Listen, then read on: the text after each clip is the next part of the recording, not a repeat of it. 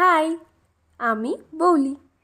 আজ 26 জুলাই আর আজ আমার জন্মদিন। তাই আজ সকাল সকাল রেডি হয়ে আমি, মা আর বাবা তিনজন মিলে চলে গেছিলাম বনগাঁর সাতভাই কালীতলায় মায়ের পুজো দিতে।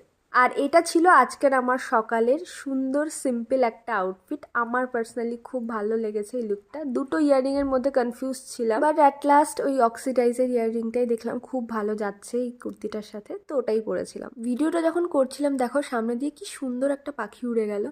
আর এই হচ্ছে আমার ওভারঅল লুক। তোমাদের কেমন লাগলো অবশ্যই জানিও। এরপর টোটোতে করে আমরা সোজা চলে গেলাম মন্দিরে।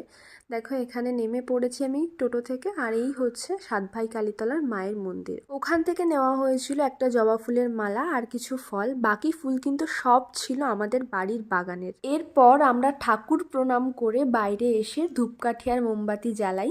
তারপর বাবা মায়ের সাথে কিছু ফটো তুলে সোজা চলে আসি বাড়িতে।